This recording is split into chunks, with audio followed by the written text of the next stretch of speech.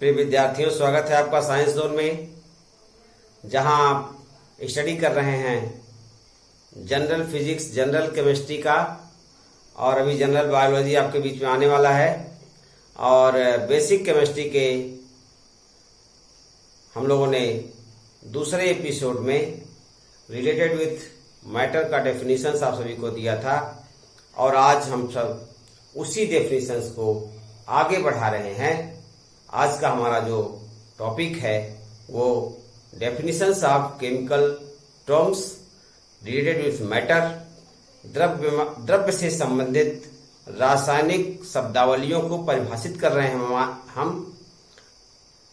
कल के वीडियोज में हमको एक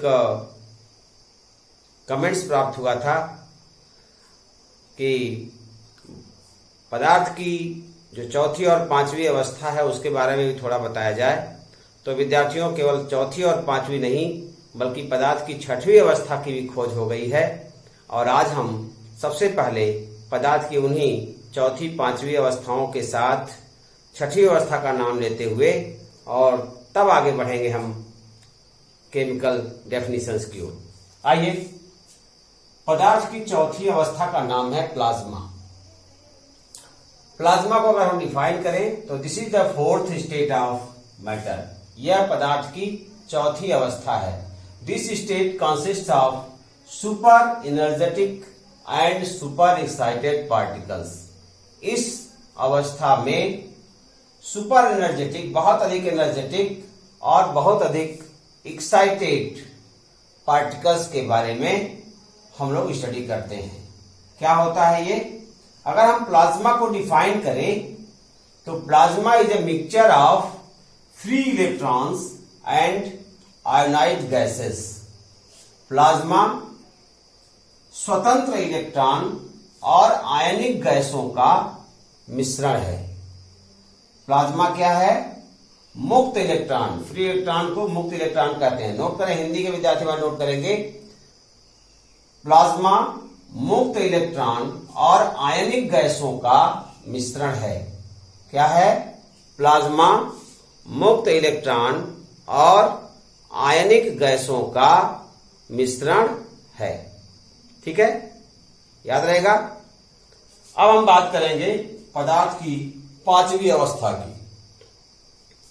चौथी अवस्था में थोड़ा मैं बता दूं कि कहां कहां ये पाया जा सकता है। हमारे घरों में फ्लोरेसेंट ट्यूब प्रयोग किया जाता है, और इसके साथ साथ हमारे घरों में नियॉन साइन बल्ब यूज किए जाते हैं। फ्लोरेसेंट ट्यूब यूज किया जाता है, नियॉन साइन बल्ब यूज किए जाते हैं, और इन दोनों में ही प्लाज्मा पाई जाती है। अब हम बात करेंगे बोस-आइंस्टीन कंडेंसेट की। दोस्तों, एक डिफाइन कर लेते हैं पहले। द बीईसी यानी Bose-Einstein condensate is formed by, कैसे बना? कूलिंग अ गैस, इसको ठंडा किया गया, गैस को कूल किया गया, ऑफ एक्सट्रीमली लो डेंसिटी, बहुत कम डेंसिटी पर, और कितना? लगभग 100,000 यानी 1,00,000 घनत्व से नीचे ले जाकर के इसको ठंडा किया गया।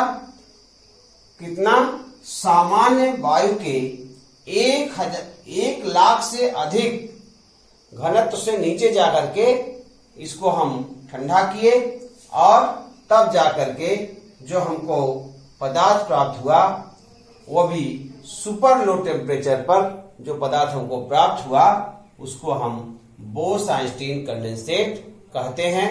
बोस-आइंस्टीन कंडेंसेट की अवधारणा सन 1920 ईस्वी में 1920 में एक इंडियन साइंटिस्ट हुए जिनका नाम था सत्येंद्र नाथ बोस। कौन थे? सत्येंद्र नाथ बोस। सत्येंद्र नाथ बोस ने सबसे पहले 1920 ईस्वी में इस अवस्था के विषय में कुछ गणनाएं की थी।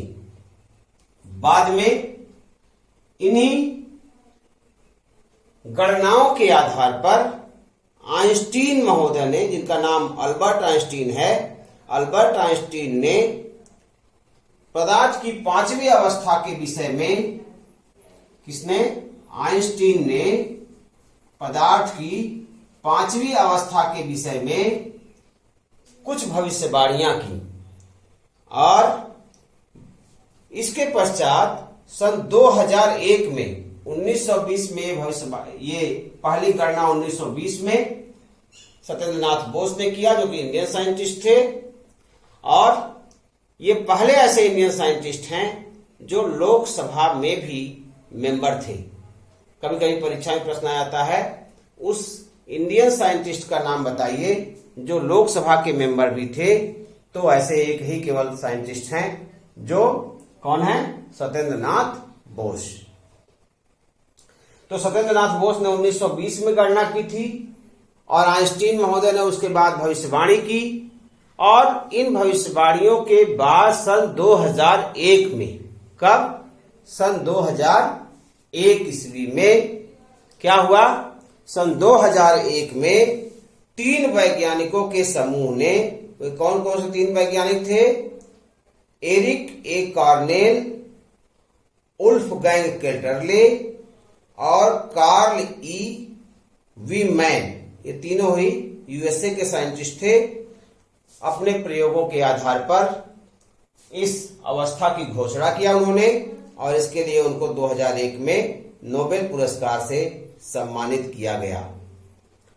दोस्तों, पदार्थ की छठवीं अवस्था की भी खोज हो गई है और उसका नाम है फर्मियानिक कंडेंसेट। पदार्थ की छठवीं अवस्था भी खोज की गई है और उसका क्या नाम है, फर्मियानिक कंडेंसेट। पदार्थ की छठवीं अवस्था कौन सी है, फर्मियानिक कंडेंसेट। अभी इसकी घोषणा हुई है, इसके बारे में बहुत ज्यादा डिफिनेशन हमको नहीं मिल पाया है। जैसे ही मिलेगा वैसे ही आप तक हम इस डिफिनेशन को पहुंचाएंगे, ठीक है। इसके पश्चात अब हम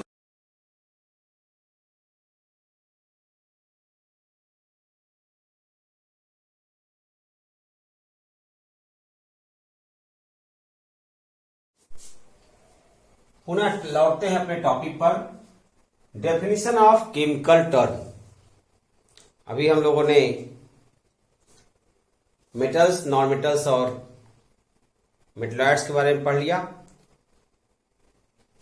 अब हम टेक्निकल टर्म्स की ओर जहां दौड़ेंगे, वहां पर पहला जो टेक्निकल टर्म्स हमको मिलेगा वो है हमारा कंपाउंड। दोस्तों, सबसे पहले हम बात करेंगे कंपाउंड की। इसको हम हिंदी में यौगिक कहते हैं। क्या कहते हैं, यौगिक कहते हैं। क्या परिभाषा बनाते हैं, 2 या 2 से अधिक पदार्थों को एक निश्चित अनुपात में मिलाने से बना पदार्थ यौगिक कहलाता है। 2 या 2 से अधिक पदार्थों को एक निश्चित अनुपात में मिलाने से बना पदार्थ यौगिक कहलाता है। आइए डिफाइन कर दीजिए। A compound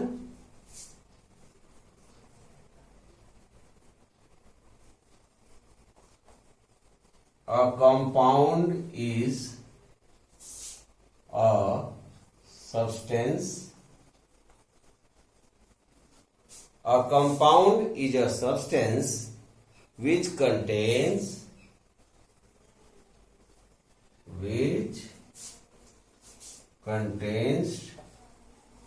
two or more than two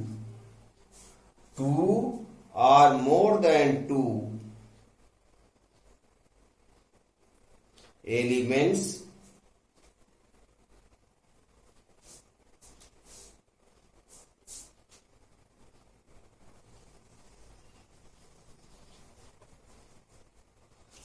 two or more than two elements and which are chemically combined in a fixed proportion and which are chemically combined in a fixed proportion. In a fixed proportion. A compound is a substance which contains two or more than two elements, two or more than two substance, यहाँ elements या substance भी कर सकते हैं, and which are chemically combined in a fixed proportion by mass. Fixed proportion by mass. Hindi में बिल्कुल easy definition है, दो या दो से अधिक पदार्थों को किसी भी अनुपात में दो या दो से अधिक पदार्थों को एक निश्चित अनुपात में मिलाने से बना पदार्थ यौगिक कहलाता है। एग्जाम्पल, कोई भी एग्जाम्पल ले लीजिए। सिंपल, सबसे सिंपलेस्ट एग्जाम्पल है H2O। H2O यानी वाटर। ये कैसे यौगिक है? इसमें पहली बात तो दो एलिमेंट है, हाइड्रोजन एंड ऑक्सीजन। दो परमाणु हाइड्रोजन और एक परमाणु ऑक्सीजन मिलकर जब बनाते हैं तो आयतन की दृष्टि से दो भाग हाइड्रोजन और एक भाग ऑक्सीजन मिलकर क्या बनता है? जल बनता है। अगर भार की दृष्टि से देखें तो हाइड्रोजन का भार 1.008 होता है, तो 2 ग्राम हाइड्रोजन और ऑक्सीजन का भार होता है 16 ग्राम, तो 16 ग्राम ऑक्सीजन मिलकर के वो क्या बनाते हैं? एक अणु जल का बनाते हैं। यानी अगर हम इसका रेशियो निकाल लें तो 1:8। ये किस दृष्टि से? मास की दृष्टि से 1:8, और वॉल्यूम की दृष्टि से अगर हम देखें तो 2:1। 2 भाग हाइड्रोजन, 1 भाग ऑक्सीजन मिलकर के आयतन की दृष्टि से ये भी फिक्स प्रोपोर्शन है और ये भी फिक्स प्रोपोर्शन है बाय मास, द्रव्यमान को ध्यान में रखते हुए 1:8 के फिक्स प्रोपोर्शन में जल बन जाता है। ऐसे ही CO2 कार्बन डाइऑक्साइड, ये भी एक यौगिक है। साबुन आप नहाने के लिए प्रयोग करते हैं, यह भी एक यौगिक है। नौशादर, जिसको आप अमोनियम क्लोराइड कहते हैं, यह भी एक यौगिक है। घर में खाने वाला सोडा NaHCO3 सोडियम बाइकार्बोनेट, यह भी एक कंपाउंड है। इसमें 1 भाग सोडियम, 1 भाग हाइड्रोजन, 1 भाग कार्बन और 3 भाग ऑक्सीजन मिलते हैं, तब जाकर के सोडियम बाइकार्बोनेट का बनता है। इसलिए यह भी एक यौगिक है। तो इस प्रकार दो या दो से अधिक पदार्थों को एक निश्चित अनुपात में मिलाने से बना हुआ पदार्थ क्या कहलाता है? यौगिक कहलाता है। आइए आगे बात करते हैं मॉलिक्यूल की। मॉलिक्यूल क्या है? हमने जब प्योर सब्सटेंस को डिवाइड किया था तो उसमें हमने एक पार्ट किया था एलिमेंट का और दूसरा पार्ट हमने किया था कंपाउंड का। तो हम लोगों ने कंपाउंड को डिफाइन कर लिया है, एलिमेंट को डिफाइन कर लिया है, और अब हम उसके थोड़ा सा एलिमेंट को हम लोगों ने 3 पार्ट्स में डिवाइड किया था और उसका पहला पार्ट था मॉलिक्यूल। तो मॉलिक्यूल क्या है? What is molecule? ए का तीसरा पार्ट, ए का दूसरा था कंपाउंड और ए का तीसरा पार्ट मॉलिक्यूल। मॉलिक्यूल को हम अणु कहते हैं। अणु क्या है? किसी पदार्थ का वह सूक्ष्मतम कण जो किसी भी रासायनिक प्रक्रिया में भाग नहीं ले सकता परंतु स्वतंत्र अवस्था में पाया जाता है, अणु कहलाता है। किसी पदार्थ का वह सूक्ष्मतम कण जो किसी भी रासायनिक अभिक्रिया में भाग नहीं ले सकता परंतु स्वतंत्र अवस्था में पाया जाता है, अणु कहलाता है। डिफाइन कर लीजिएगा इंग्लिश में। The smallest particle of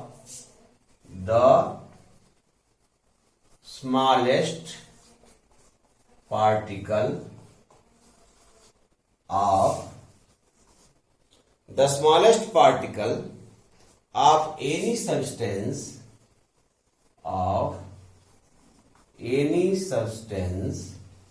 the smallest particle of any substance which cannot take part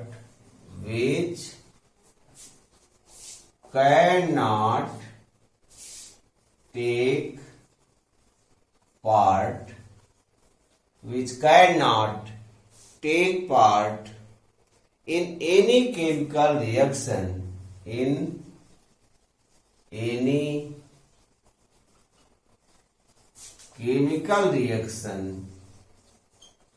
किसी भी रासायनिक अभिक्रिया में भाग नहीं ले सकता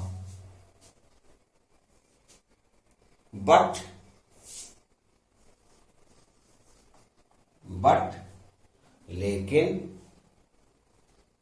is found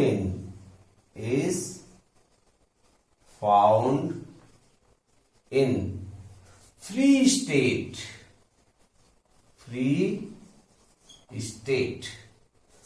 but found in free state is called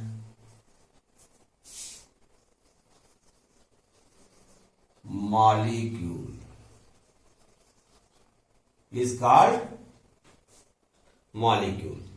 The smallest particle of any substance which cannot take part in any chemical reaction but is found in free state is called molecule.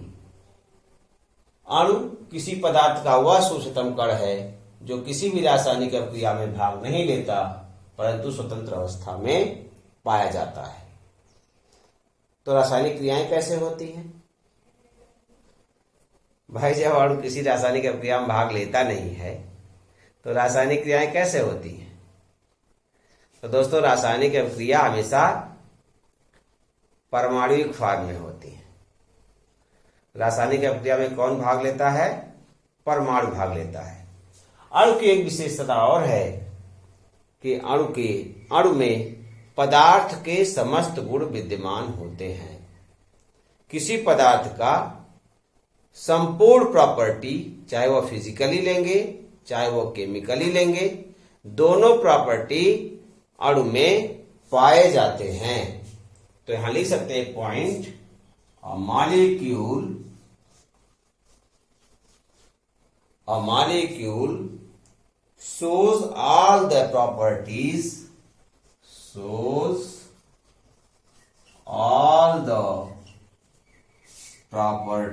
of matter।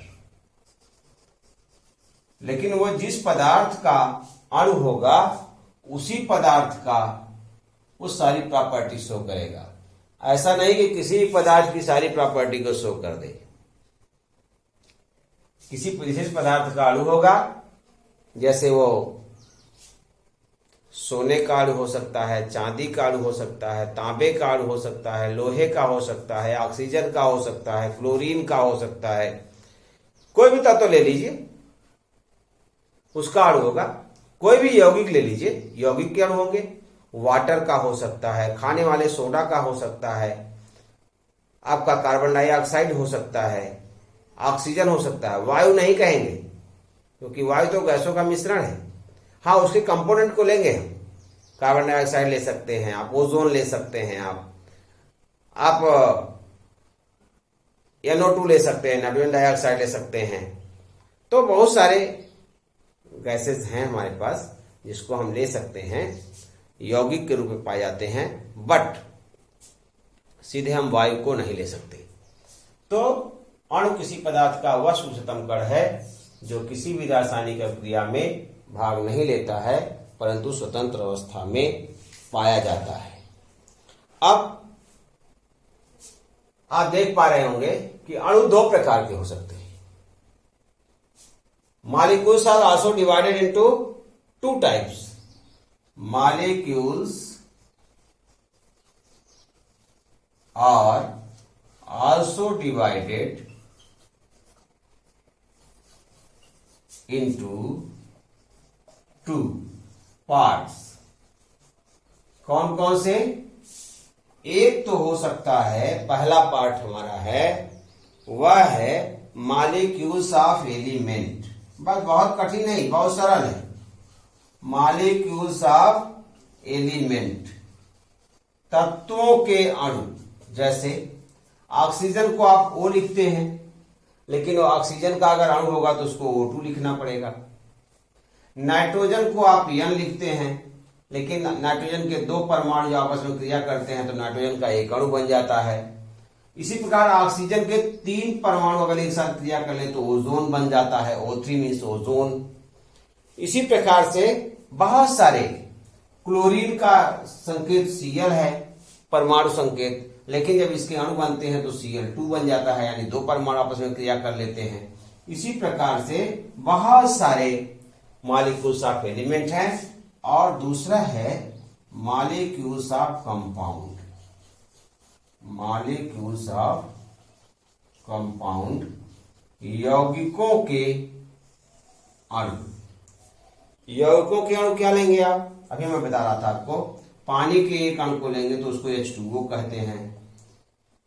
जिस farm में रासायनिक सूत्र होते हैं, मित्रों रासायनिक सूत्र कहीं भी लिखा हुआ मिलेगा तो जिस फार्म में वो रासायनिक सूत्र मिलेगा वह फार्म उसका आणविक रूप ही होगा। H2O हो गया, CO2 किसका सूत्र है? कार्बन डाइऑक्साइड का। इसमें ऑक्सीजन बड़ा होना चाहिए, ठीक है। कई बार लोग ऑक्सीजन छोटा बना देते हैं, गलत हो जाता है। तो CO2 बड़ा ऑक्सीजन होना चाहिए। सल्फ्यूरिक अम्ल H2SO4, सभी अक्षर कैपिटल लेटर्स लिखे जाएंगे। सल्फ्यूरिक अम्ल। ऐसे ही आप कोई और ले सकते हैं, किसी पदार्थ का एक अणु ले सकते हैं आप। तमाम सारे पदार्थ हैं खाने के पीने के लिए। आप कैल्शियम कार्बोनेट ले सकते हैं, इसको चूना पत्थर कहते हैं, CaCO3। और बहुत सारे ऐसे पदार्थ हैं जिनके अणु पाए जाते हैं। तो मॉलिक्यूल्स ऑफ कंपाउंड और मॉलिक्यूल्स ऑफ एलिमेंट, ऐसे हम 2 कैटेगरी आप अणु के भी कर सकते हैं। आइए बात करते हैं परमाणु की। हम बात कर रहे थे एटम। डिफाइन कर लीजिए, किसी पदार्थ का वह सूक्ष्मतम कण जो स्वतंत्र अवस्था में नहीं पाया जाता। और इसीलिए ऐसा क्यों होता है? क्योंकि वो रासायनिक अभिक्रिया में भाग ले लेता है। हमेशा जब भी परमाणु होगा तो रासायनिक अभिक्रिया में भाग लेता है। डिफाइन कर दीजिए इसको। The smallest particle of the smallest particle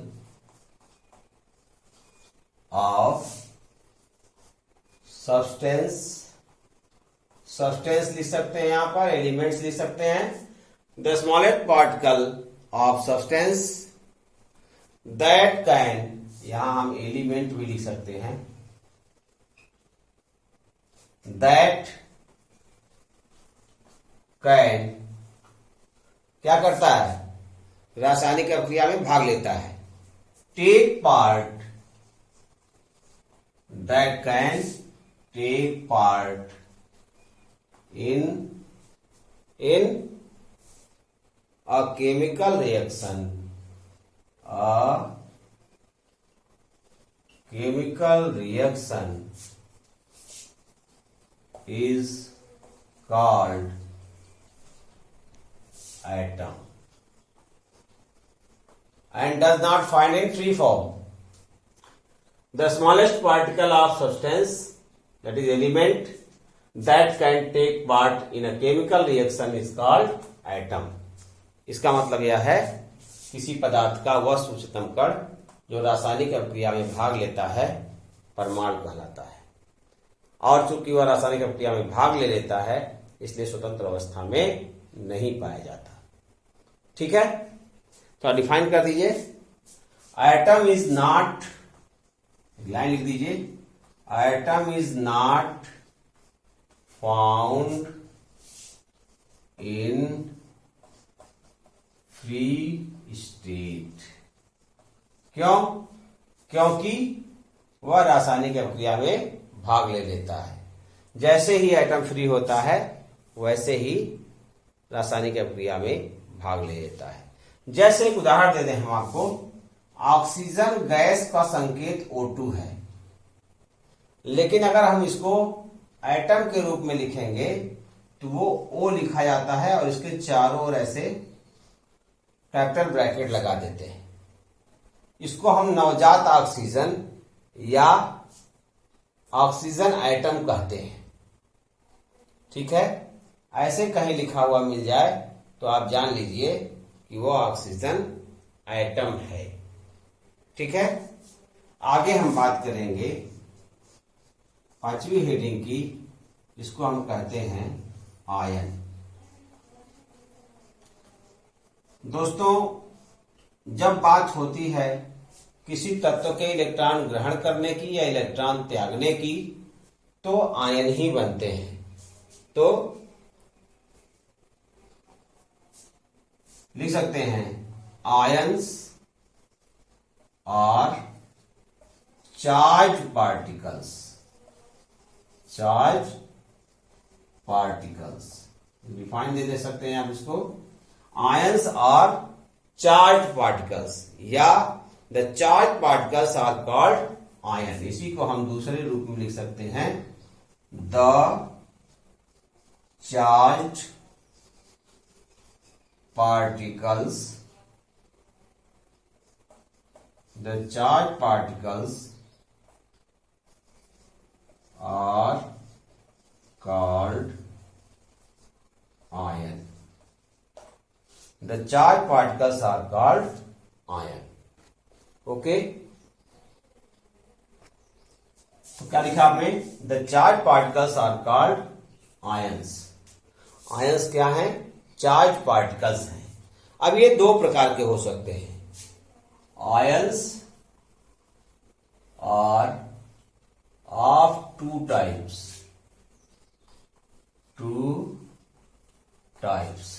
ions are of two types. First one is the cation, इसको हम धन आयन कहते हैं, और धनायन हमेशा धातुओं के बनते हैं। किसके बनते हैं? धातुओं से, जैसे sodium ion, calcium ion, magnesium ion. ठीक है, ऐसे ही ये बन जाते हैं कैटायन। और दूसरा है एनायन, इसको हम रीड आयन कहते हैं। क्या कहते हैं? Read ion. रीड आयन क्या है? ऋण आवेशित परमाणुओं अथवा परमाणुओं के समूह को ऋण आयन कहते हैं। ऐसे ही धनायन की परिभाषा देंगे, धन आवेशित परमाणुओं या धन आवेशित तत्वों या तत्वों के समूह को हम धनायन कहते हैं। ऋण आवेशित तत्वों या तत्वों के समूह को क्या कहते हैं? ऋणायन कहते हैं। और ऋणायन की जो परिभाषा है उसके अकॉर्डिंग जब हम जाते हैं डेफिनेशन में, एग्जाम्पल्स में, तो एग्जाम्पल हम ले लेंगे यहां पर chloride ion, oxide ion, chloride ion, oxide ion. ऐसे ही बहुत सारे नेगेटिव आयंस हैं। CO3-2 carbonate ion, SO4-2 sulphate ion. इसको -2 लिख सकते हैं या 2- लिख सकते हैं या माइनस लिख सकते हैं। ऐसे बहुत सारे हमारे पास ऋणायन हैं, ऐसे बहुत सारे धनायन हैं। तो धनायन ऋणायन की बात हो गई। और आज हम लोग धनायन और ऋणायन के बारे में पढ़ लिए। आज का हमारा वीडियो यहीं पर स्टॉप लेता है। अगले वीडियो में हम आपको मिक्सचर के बारे में बताएंगे, इम्प्योर सब्सटेंस को डिफाइन करेंगे। इम्प्योर सब्सटेंस क्या है और उसे कितने पार्ट हैं, कैसे उसको हम डिफाइन कर सकते हैं, अगले वीडियो में हम आपके साथ मिलेंगे। अगर आपको वीडियो मेरा अच्छा लगा है तो कृपया अपना अमूल्य सुझाव यानी जिसको कहते हैं कमेंट्स, तो कमेंट बॉक्स में जाकर के कमेंट लिख दीजिए। और अगर अब तक आपने हमारे चैनल को सब्सक्राइब नहीं किया है तो सब्सक्राइब कर लीजिए और साथ ही अपने इष्ट मित्रों को भी बताइए, वो भी जरा बेनिफिट प्राप्त करें। फ्री चैनल है, कोई दिक्कत नहीं है। आप जाकर के अपना स्टडी कर सकते हैं, नॉलेज प्राप्त कर सकते हैं, नोट्स बना सकते हैं। किसी